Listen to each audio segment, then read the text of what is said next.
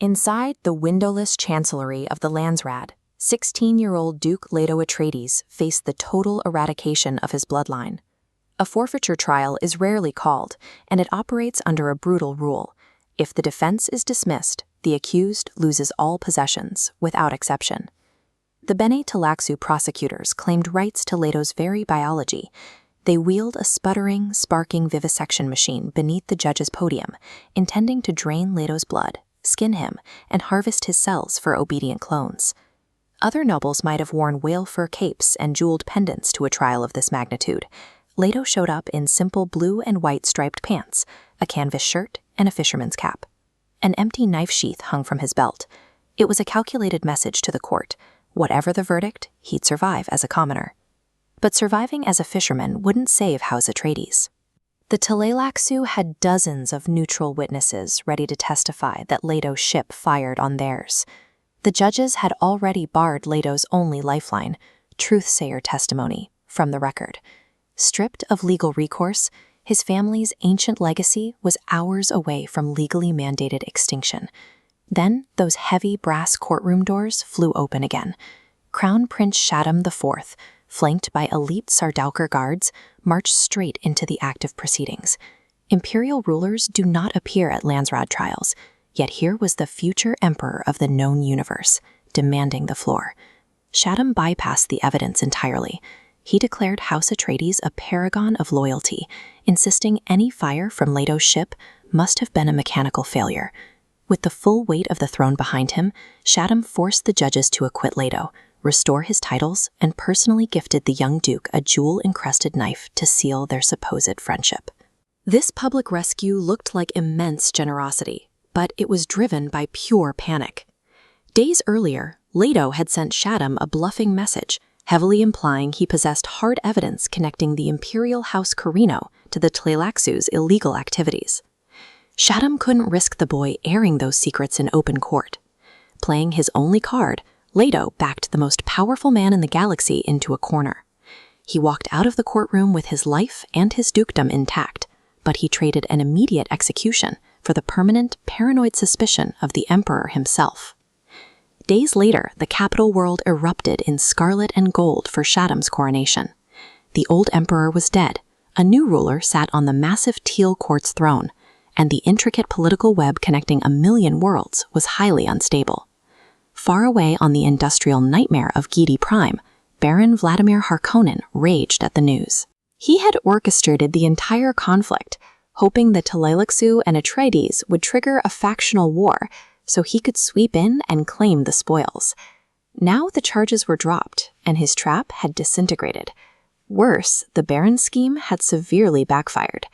Throughout the trial, Leto's refusal to plead for mercy and his willingness to sacrifice his status for his crew resonated with the great houses. The Tleilaxu, already viewed as biological ghouls by the Landsraad, looked desperate, while Leto appeared as a rare figure of integrity. History remembers this moment as Leto's Gambit. By standing in a fisherman's rags against a vivisection machine, Leto forced the nobility to choose between cold law and dignity. They chose Leto, creating a loyal voting bloc. This political shield made it impossible for the Emperor or Harkonnens to move against him without risking an uprising. That popularity emboldened Leto to test his leverage. He secured a meeting with Emperor Shaddam using a brand new, exorbitantly expensive technology called Kofradnet.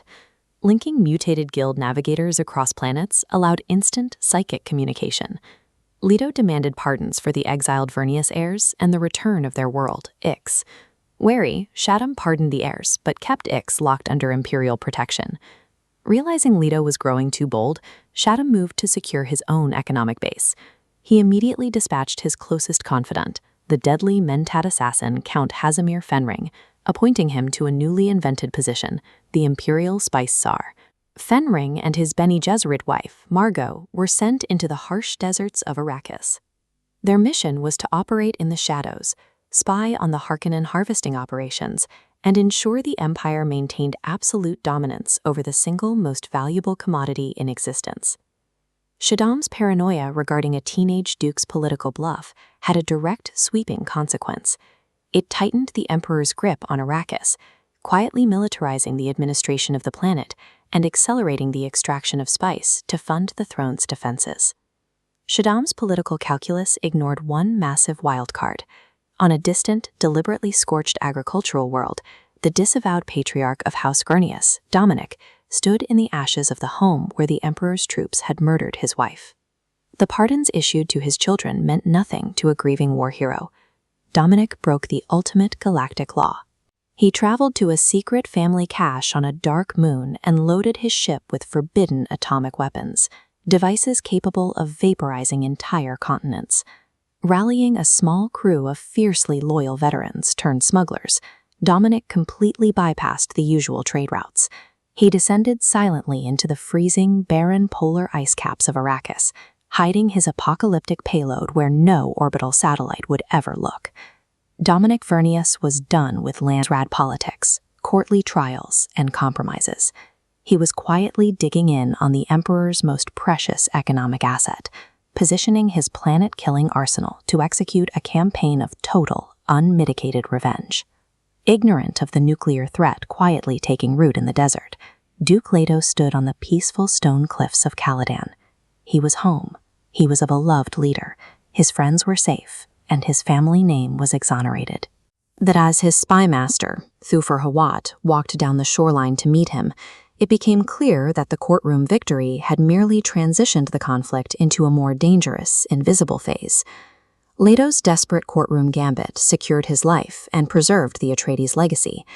Yet the shockwaves of his survival, the Emperor's terrified paranoia, the Harkonnen thirst for retribution, and a rogue warlord's nuclear vengeance ensured the true fight for the universe was only just beginning.